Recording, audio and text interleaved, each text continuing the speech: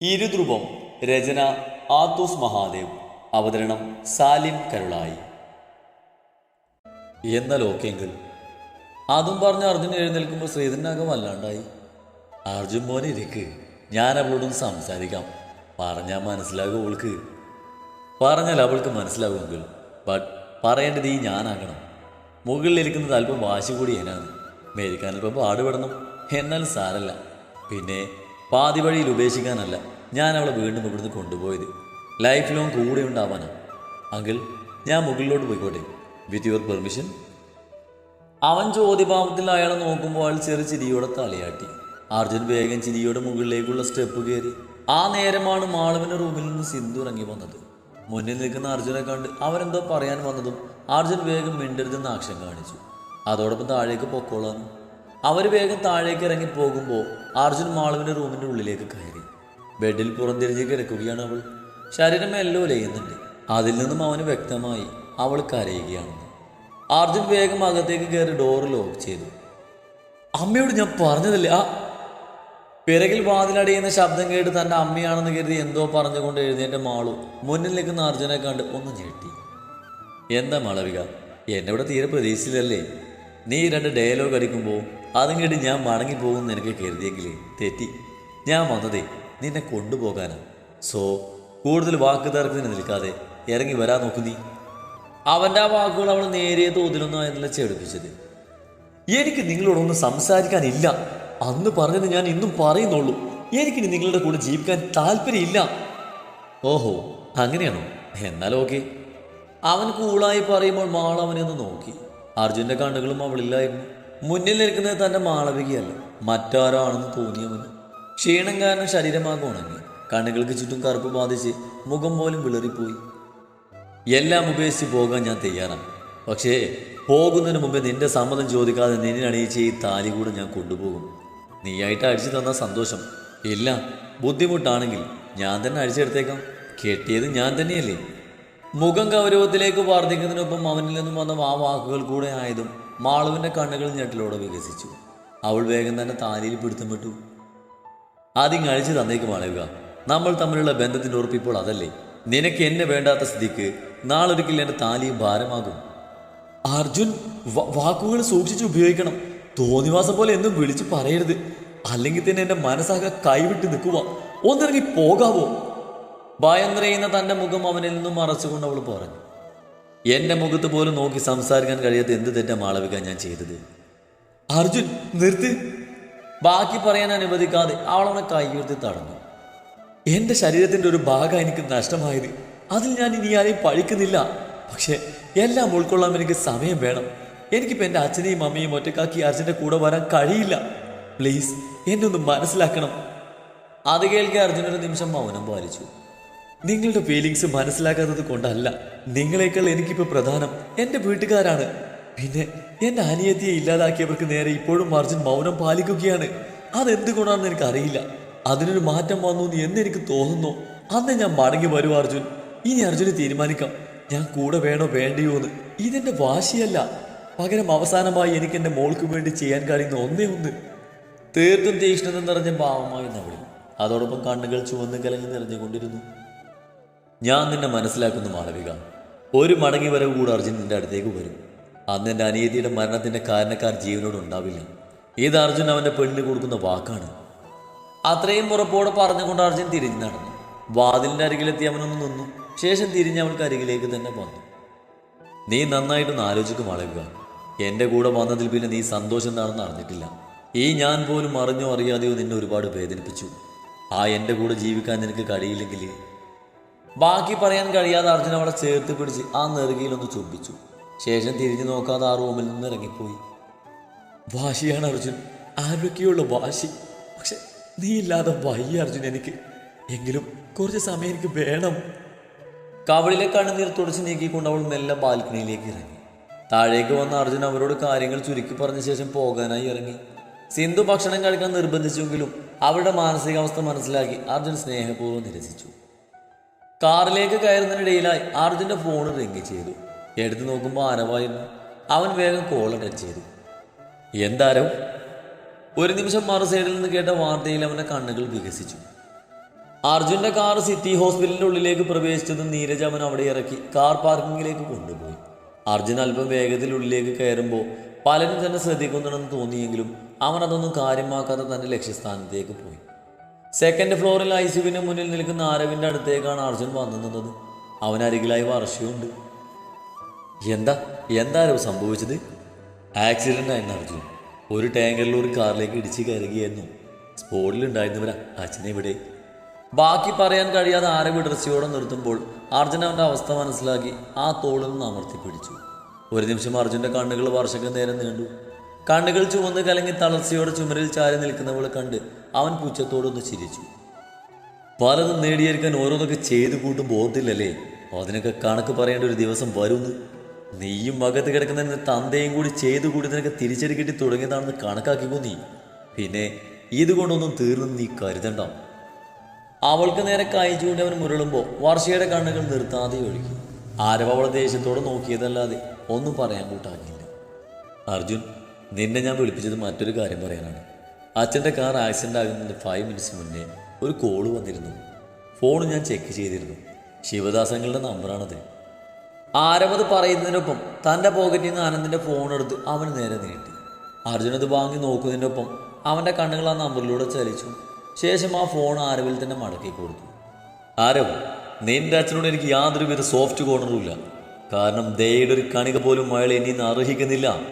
എൻ്റെയും സ്ത്രീയുടെയും ജീവിതം ഈ നിലയിൽ എത്തിച്ചതിൽ അയാളുടെ പങ്ക് ചെറുതൊന്നുമല്ല. പലതും എത്ര പാസ്റ്റ് എന്ന് പറഞ്ഞ് തള്ളിക്കളഞ്ഞാൽ നെഞ്ചിലേറ്റ മുറിവ് മാഞ്ഞ് പോകണമെന്നില്ല. പിന്നെ ഇതൊക്കെ അയാൾ ചെയ്തതേ ഈ നിൽക്കുന്ന നിന്റെ അനിയത്തിക്ക് വേണ്ടിയാ.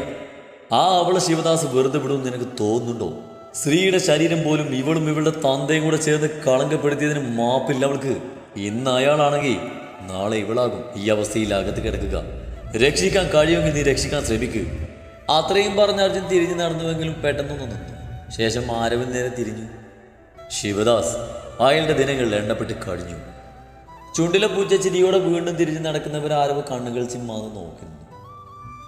ഏട്ടാ. വർഷയുടെ ശബ്ദമാണ് ആരവിന്റെ ശ്രദ്ധ അവളിലേക്ക് ആക്കിയത്. അവൻ ദേഷ്യത്തോടെ അവളെ ഒന്ന് നോക്കി. എനിക്ക് പേടിയാവുന്നു. അച്ഛനെന്തെങ്കിലും. നീ പേടിക്കണം വർഷ. അത് അച്ഛനെ ഓർത്തല്ല, നിന്നെ ഓർത്ത്. അർജുൻ പറഞ്ഞിട്ട് പോയതുപോലെ അടുത്ത അയാളുടെ ലക്ഷ്യം നീയാകും. സൂക്ഷിച്ചോ. വാക്കുകളിൽ ദേഷ്യം കലർത്തി ആരവത് പറയുമ്പോൾ വർഷ ശരീരമാകെ വിറച്ച പോലെ അവിടെ ഇരുന്നു പോയി. കയ്യിൽ കിട്ടിയ ബാഗിൽ എന്തൊക്കെയോ കുത്തിനിറക്കുകയാണ് അവൾ. കണ്ണുനീർ കവളിലൂടെ ചിന്നി ചിതറുമ്പോൾ സ്വയം പഴിക്കുകയായിരുന്നു ധനു ഓരോ നിമിഷവും. ഒടുവിൽ തളർച്ചയോടെ അവൾ ആ ബെഡിലേക്ക് ഇരുന്നു. ഇനിയൊന്നും താങ്ങാനുള്ള ശക്തി എനിക്കില്ല. ആത്മാർത്ഥമായി ഒരാളെ സ്നേഹിച്ചതിൻ്റെ പേരിൽ ഇനിയും ഒരാളെ കൂടെ കൊലക്ക് കൊടുക്കാനുള്ള കാരണക്കാരിയാവാൻ വയ്യ എനിക്ക്. അച്ഛനെ ചെയ്തു കൂട്ടുന്നതൊക്കെ എനിക്ക് വേണ്ടിയാ. ഞാനില്ലാതായ തീരില്ലേ എല്ലാം.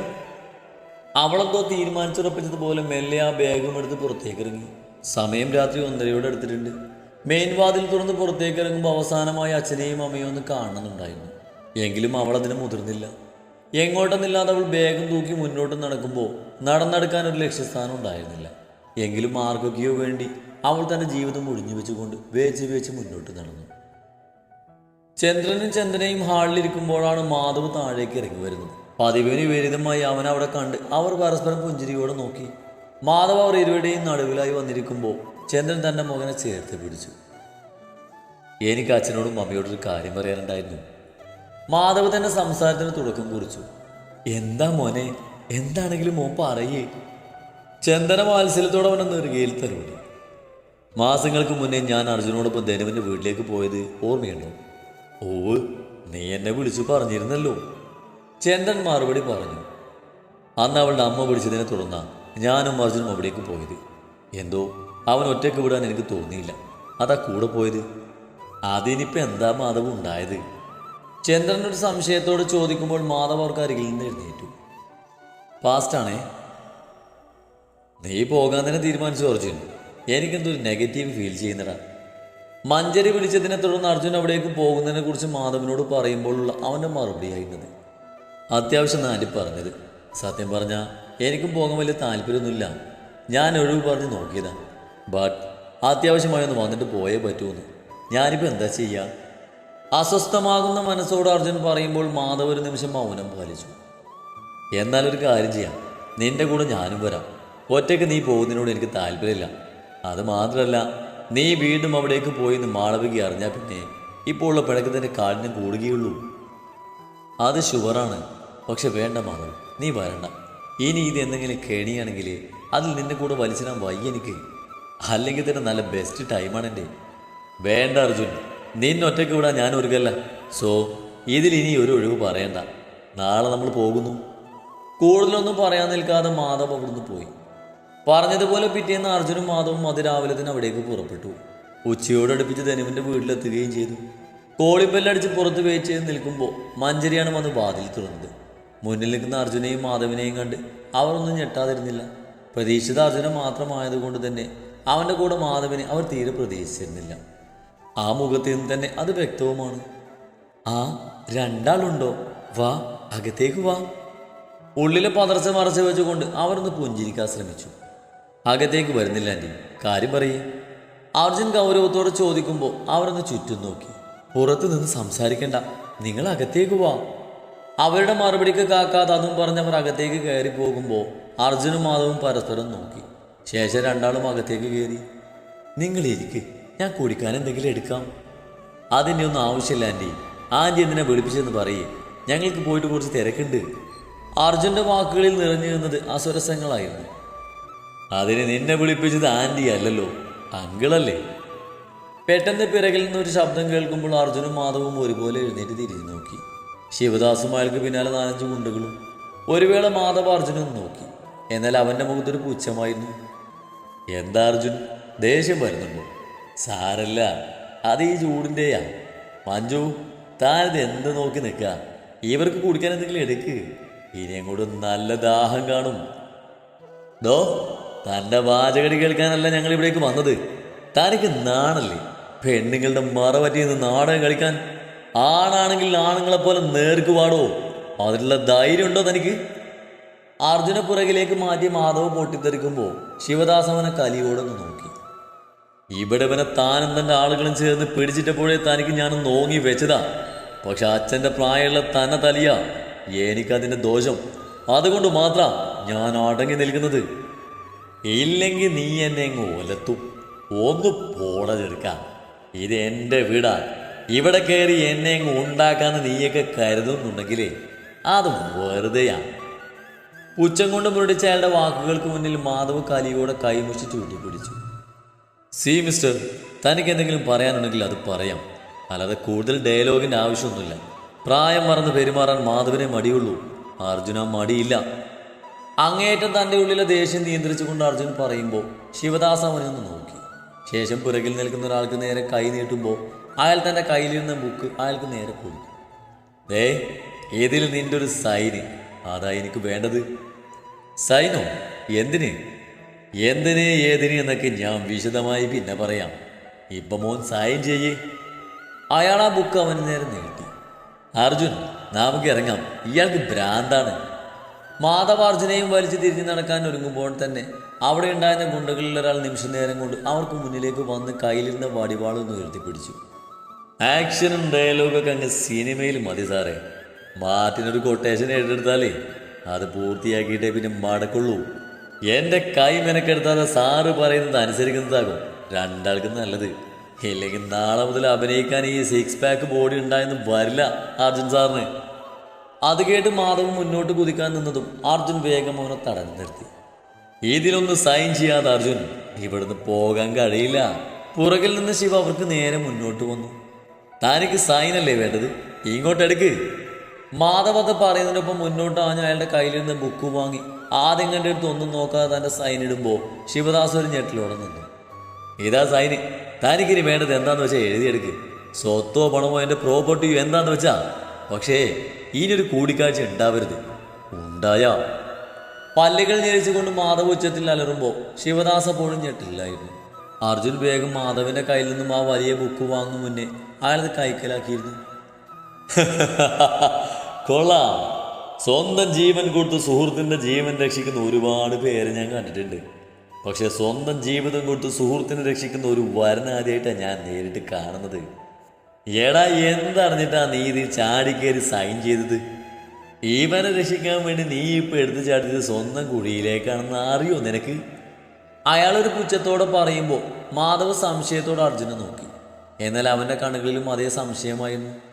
ഇത് മാരേജ് രജിസ്റ്ററാണ്. എൻ്റെ മകളുടെ വിവാഹം രജിസ്റ്റർ ചെയ്യാനുള്ള ആദ്യ പടിയാ ഇന്നിവിടെ ഇപ്പം നടന്നത്. പക്ഷേ നിർഭാഗ്യവശാൽ വരന്ത സ്ഥാനത്ത് ഞാൻ കണ്ട ഇവനെ മറികടന്നും നീ വന്നു. ഒരു പൊട്ടിച്ചിരിയോട് അയാൾ പറഞ്ഞ് അവസാനിപ്പിക്കുമ്പോൾ മാധവൻ ഞെട്ടലോട് അർജുൻ്റെ കയ്യിൽ അമർത്തി പിടിക്കുമ്പോൾ അർജുനും എന്ത് ചെയ്യണമെന്ന് അറിയാതെ തരിച്ചു നിന്നുപോയി.